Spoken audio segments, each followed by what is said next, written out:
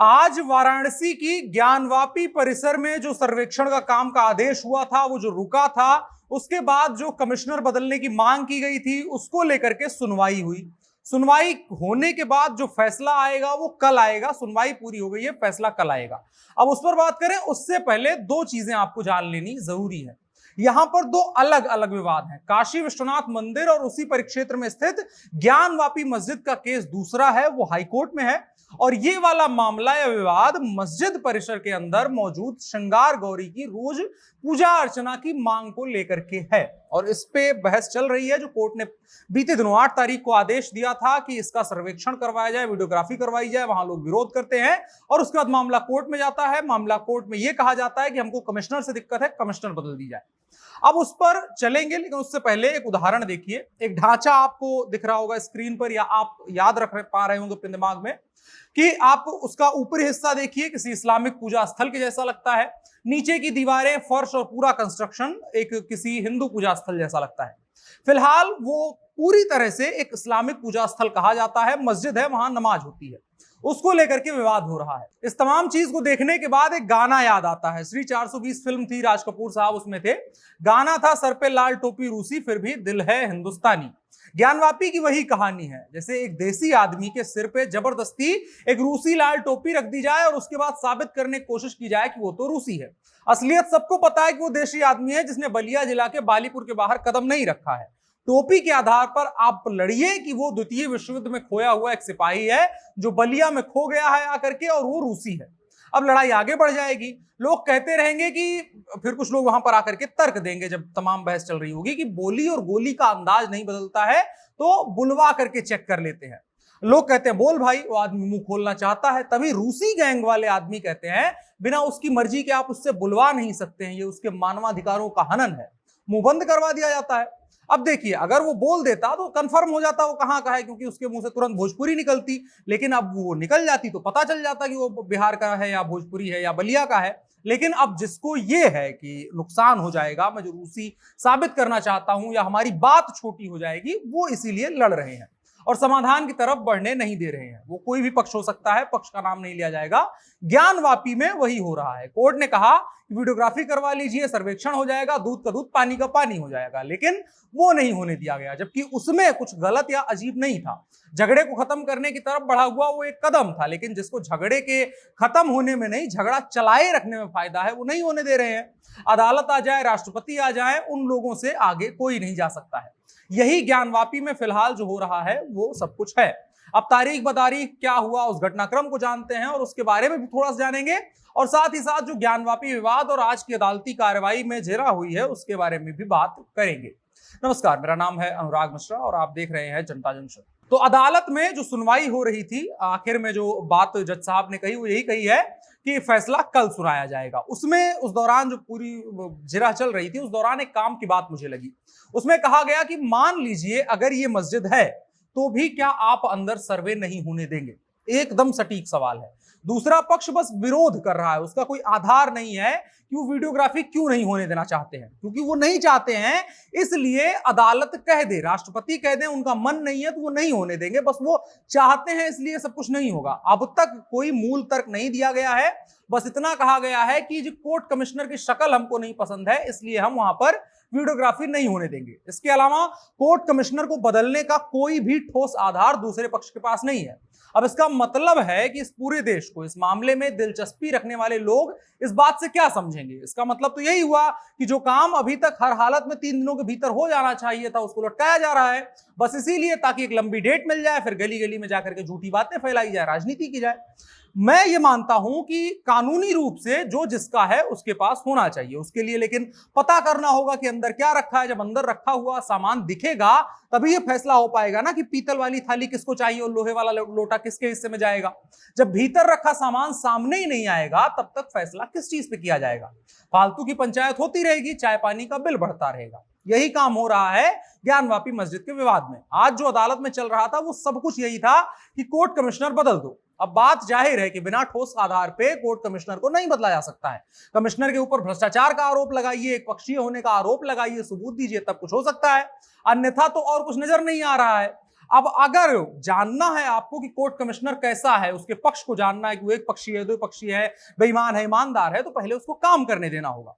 अब किसी का हाथ पैर बांध करके रख दीजिए और कहिए कि चल भाई पेंटिंग बना के दिखा, और फिर वो पेंटिंग तो बना नहीं पाएगा। कह दीजिए जी कि हमको पेंटर पसंद ही नहीं है, बदल दो इसको। पहले काम उसको करने दिया जाए, उसका काम देखा जाए, उसके बाद फैसले पर पहुंचा जाए पेंटर सही है या नहीं, पेंटिंग उंटिंग बना सकता है, फालतू की नौटंकी कर रहा है। लेकिन उसमें दिलचस्पी किसको है? मुस्लिम पक्ष सर्वे के लिए मस्जिद के अंदर जाने को गलत बता रहा है, ये उनका तर्क है। उनके वकील हैं अभय यादव, वो कह रहे हैं हम ये मानते हैं कि श्रृंगार गौरी की प्रतिमा बाहर है, लेकिन वो मस्जिद की पश्चिमी दीवार से बाहर है, ऐसे में मस्जिद के अंदर जाकर के सर्वे करने की जरूरत नहीं है। हिंदू पक्ष का कहना है कि श्रृंगार देवी के अस्तित्व के प्रमाण के लिए पूरे परिसर का सर्वे जरूरी है। क्यों बार बार इसी पर लड़ते रहे? आज पे हमको छोटी सी जगह मिल जाएगी, कल को फिर हमारी नई पीढ़ियां आएंगी, नए ढंग से विवाद करेंगी। आज ही एक विवाद करके फाइनल कर लेते हैं कि भैया अंदर में क्या है, बाहर में क्या है, सब कुछ साफ हो जाएगा। इसी पर पूरी बहस चल रही है। अब इसके अलावा 5 और महिलाओं का जिक्र इसमें किया जाएगा जिन्होंने वाद दायर किया है। मूल रूप से उनका कहना है 2021 में वाद दायर हुआ था, उनका कहना है कि हम चाहते हैं हमें रोज पूजा करने दिया जाए और एक बार इस पूरे परिसर के बारे में पता लगा लिया जाए कि यहाँ पर है क्या, जिस मंदिर में पूजा करना चाहते हैं उसके बारे में हम जानना चाहते हैं। अभी की स्थिति की बात करें तो 2 दिन पूजा होती है साल भर में। अब ऐसा नहीं है कि हमेशा से ऐसा हुआ करता था और एक मंदिर में सिर्फ 2 दिन पूजा करने की कानूनी अनुमति हुआ करती थी।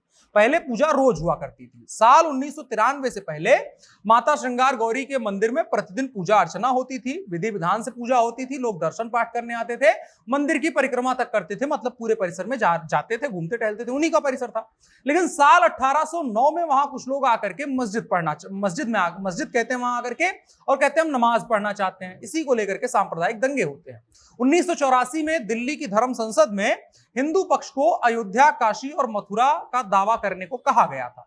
1991 में वाराणसी कोर्ट में एक याचिका दायर हुई और ज्ञानवापी परिसर में पूजा करने के साथ साथ ही वहां बनी हुई मस्जिद को ढहाने की मांग की गई। इन कारणों के चलते और सांप्रदायिक तनाव बढ़ने की वजह से 1993 में माता श्रृंगार गौरी की परिक्रमा को बंद करवा दिया गया।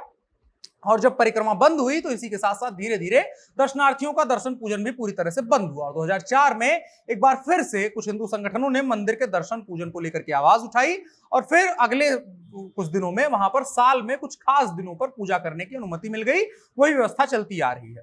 अब मांग है कि ज्ञानवापी मस्जिद परिसर में हमको रोज पूजा करने दिया जाए, जो श्रृंगार का मां का मंदिर है उसमें, और साथ ही साथ जो श्रृंगार गौरी का मंदिर है और भगवान गणेश और हनुमान जी की प्रतिमाएं भी उस दीवार पर हैं और पीपल का एक पेड़ का प्रतिमा वहां पर बनी हुई है। इन तमाम जगहों पर जो अन्य देवी देवता हैं उनकी रोज पूजा अर्चना की इजाजत दे दी जाए। अब उस पर बहुत बहस हो गई है, लेकिन बात आकर के अटक रही है सर्वेक्षण पर। सर्वेक्षण का मतलब था कि जो भी यथास्थिति वहां पर है उसकी एक वीडियो फिल्म बनाई जाए और उसके आधार पर इसको एग्जामिन किया जाए कि जो दावा दिया जा रहा है वो सही है या गलत है। अब आज भी मामला जो कुछ रहा वहां पर, अब सर्वेक्षण की तो बात अभी रोकी, सर्वेक्षण पर रोक नहीं लगाई गई है। सर्वेक्षण के लिए जो कोर्ट कमिश्नर नियुक्त किया गया था उसको लेकर के मुसलमान पक्ष को आपत्ति थी। उन्होंने कहा हमको इसको बदलवाना है। आज उस पर पूरी जिरा होती रही। इस दौरान बहुत सारी बातें होती रही। एक और पक्ष इसमें आया कि 150 साल पुराना जिनका कागजात हैं और तमाम दावे हैं, वो भी कह रहे हैं कि ये मंदिर हमारा है, ये परिसर पूरा हमारा है, हम इसको ओन करते हैं इस जमीन को, इस वजह से ये हमको मिलना चाहिए। बाद में मंदिर मस्जिद उसके बाद में आते हैं और एक तरह से वो मंदिर के पक्ष में जाने की बात कर रहे हैं। ये तर्क दिया गया और इसके अलावा अन्य तर्क दिए गए। कोर्ट ने पूरी सुनवाई पूरी करी और आखिर में जज ने कहा कि कल इसके बारे में फैसला आएगा। अब कल क्या फैसला आएगा? क्या कोर्ट कमिश्नर बदल दिए जाएंगे? अब कोर्ट कमिश्नर बदलेंगे तो किस बिना पर बदलेंगे? सिर्फ इसलिए क्योंकि पक्ष राजी नहीं है इसलिए बदल दिया जाएगा, या कोई ठोस आधार इस बात के लिए दिया जाएगा? ये देखने वाली बात होगी। जरा हमें कोई ऐसा ठोस आधार दिया नहीं गया है कोर्ट कमिश्नर को बदलने का। बस इतनी सी बात है कि मुस्लिम पक्ष चाहता है कि कोर्ट कमिश्नर बदल दिए जाएं, इसलिए बदल दिया जाए, यही उनकी मांग है। कोर्ट इसको कितना कंसर्न लेता है इस बात का, ये देखने वाली बात होगी। और कल 12 बजे फैसला इस पर आने की बात कही गई है। उसका इंतजार करते हैं कि फैसला क्या आता है। मगर आपकी राय क्या है इस घटनाक्रम को लेकर के कमेंट बॉक्स में बता सकते हैं। बड़ी खबर में इतना ही। अब बढ़ चलते हैं कार्यक्रम के अगले हिस्से की तरफ, जो है सुप्रीम कोर्ट ने केंद्र सरकार को राजद्रोह कानून की धारा 124A पर पुनर्विचार के लिए समय दे दिया है। जब तक पुनर्विचार की प्रक्रिया पूरी नहीं की जाती है तब तक इस धारा के तहत कोई केस दर्ज नहीं करने का आदेश भी दिया गया है। और यहां तक कि धारा 124 के तहत जितने भी मामले हैं उनकी जांच भी नहीं की जाएगी। और साथ में कोर्ट ने यह भी कहा है कि जिन लोगों पर इस धारा में केस दर्ज है वो जेल में हैं, वो भी राहत और जमानत के लिए कोर्ट जा सकते हैं। आपको बताएं 152 साल जो इस कानून का इतिहास है, पूरा 152 साल का, उसमें पहली बार ऐसा हो रहा है कि राजद्रोह के जो निर्बाध संचालन चल रहा था उस पर रोक लगाई गई है और बड़े परिवर्तन की तरफ सरकार और अदालत दोनों देख रही हैं। इसके अलावा एक और खबर, महेश बाबू साउथ सिनेमा के स्टार हैं, उन्होंने बॉलीवुड पर तंज कसते हुए कहा था कि वो हिंदी सिनेमा में डेब्यू इसलिए नहीं कर रहे हैं क्योंकि बॉलीवुड उन्हें अफोर्ड नहीं कर सकता है। बड़ी आलोचना हुई, उनको बड़ा ट्रोल किया गया। इस बयान के बाद अब उनका यू टर्न आया है, कह रहे हैं कि बॉलीवुड पर की गई उनकी टिप्पणी सिर्फ एक मजाक थी और इसे मजाक की तरह ही लिया जाना चाहिए। इसके अलावा खबर बिहार से, मुख्यमंत्री नीतीश कुमार से आज विपक्ष के नेता तेजस्वी यादव मिलने उनके आवास पर पहुंचे हैं। वहां पर चर्चा होगी और चर्चा इस बात को लेकर के होगी कि जो जातिगत आरक्षण है उस पर स्टैंड क्या है मुख्यमंत्री का, क्या वो अपने जो एनडीए गठबंधन है उसमें मौजूद भारतीय जनता पार्टी है उसके स्टैंड से अलग स्टैंड लेते हुए विपक्ष के स्टैंड के साथ खड़े होंगे। इस चीज को लेकर के तेजस्वी यादव से बात करनी है। तेजस्वी यादव ने अल्टीमेटम दिया था कि 72 घंटे के भीतर मुख्यमंत्री मुझे समय दे बात करने का, नहीं तो पटना से दिल्ली तक पैदल मार्च करेंगे। आज शाम को उन्होंने, मुख्यमंत्री ने तेजस्वी यादव को बुलाया था। क्या कुछ हुआ अभी तक उसके बारे में कोई जानकारी नहीं निकल करके सामने आई है। आज के इन शॉर्ट्स में इतना ही। अब बढ़ चलते हैं कार्यक्रम के अगले हिस्से की तरफ, जो है आज का कानून। मैरिटल रेप यानी वैवाहिक दुष्कर्म अपराध है या नहीं, इस पर पूरे हिंदुस्तान में बहस मची हुई है और इसी पर दिल्ली हाईकोर्ट के 2 जजों की बेंच का बटा हुआ फैसला सामने आया। दोनों की इस मामले के जो फैसला था उस पर राय ही एक मत नहीं बन पाई। इसके चलते दोनों जजों ने अब इस मामले को सुप्रीम कोर्ट में सुनवाई के लिए प्रस्तावित किया है। 2 जजों की खंडपीठ ने मैरिटल रेप के अपराधीकरण को लेकर के बटा हुआ फैसला सुनाया। बेंच में से एक जज ने अपने फैसले में मैरिटल रेप को जहां अपराध माना है तो दूसरी जज ने इसको अपराध मानने से इनकार कर दिया है। सुनवाई के दौरान जहां खंडपीठ की अध्यक्षता करने वाले न्यायमूर्ति राजीव शकदर ने वैवाहिक बलात्कार अपवाद को रद्द करने का समर्थन किया, तो दूसरी तरफ न्यायमूर्ति सी हरिशंकर ने कहा कि आईपीसी के तहत अपवाद असंवैधानिक नहीं है और एक समझदार अंतर पर आधारित है। दरअसल अगर आपको थोड़ा सा मामला बताएं तो याचिकाकर्ता ने आईपीसी की धारा 375 दुष्कर्म के तहत वैवाहिक दुष्कर्म को अपवाद माने जाने को लेकर के संवैधानिक तौर पर चुनौती दी थी। इस धारा के अनुसार विवाहित महिला से उसके पति के द्वारा की गई यौन क्रिया को दुष्कर्म नहीं माना जाएगा जब तक कि पत्नी नाबालिग ना हो। आपको बताएं, अगर इसके पीछे थोड़ा लेकर के जाएं तो अदालत भारतीय दुष्कर्म कानून के तहत पतियों को दी गई छूट को खत्म करने की मांग वाली याचिकाओं पर विचार कर रही है। उच्च न्यायालय ने 7 फरवरी को केंद्र को वैवाहिक दुष्कर्म के अपराधीकरण की मांग वाली याचिकाओं पर अपना पक्ष रखने के लिए 2 सप्ताह का समय दिया था। केंद्र ने एक हलफनामा दायर करके अदालत से याचिकाओं पर सुनवाई टालने का आग्रह किया है, जिसमें कहा गया है कि वैवाहिक दुष्कर्म का अपराधीकरण देश में बहुत दूर दूर तक सामाजिक और कानूनी प्रभाव डालता है और राज्य सरकारों उनके साथ साथ जो तमाम हितधारक हैं उनसे एक सार्थक परामर्श प्रक्रिया की आवश्यकता की मांग केंद्र की तरफ से की गई थी। और उसके बीच में इन 2 जजों का इस तरह का फैसला आया है कि एक ही मुद्दे पर दोनों की राय बिल्कुल एक दूसरे से उलट है और उसके बाद मामला सुप्रीम कोर्ट में ट्रांसफर कर दिया गया है, करने की मांग की गई है। आज के कानून के हिस्से में इतना ही। अब बढ़ चलते हैं कार्यक्रम के आखिरी हिस्से की तरफ, जो है नसीहत सुकरात की तरफ से है। वो कहते हैं, जो मानव या मनुष्य अपने अवगुण और दूसरों के गुण देखता है वही महान व्यक्ति बन सकता है। इसको इंट्रोस्पेक्शन के तरीके से समझ सकते हैं या किसी भी तरीके से आत्मावलोकन की आवश्यकता होती है इंसान को और अपने भीतर के अवगुणों को ढूंढ करके निकालने की कोशिश करनी चाहिए और सामने वाले के अवगुण निकालने से बचना चाहिए। इससे आपकी निजी जिंदगी में प्रैक्टिकली रिश्ते अच्छे रहेंगे दूसरे से और दूसरा आप भी थोड़ा सा सकारात्मक महसूस करेंगे। बकाया आपकी राय क्या है इस कार्यक्रम को लेकर के, खबरों को लेकर के कमेंट बॉक्स में बता सकते हैं। साथ ही साथ वीडियो को साझा करिएगा। आज के लिए इतना ही। मेरा नाम अनुराग मिश्रा है, आप जनता जंक्शन शो देख रहे थे। कैमरे पर मेरे साथ ओम प्रकाश थे। शुक्रिया।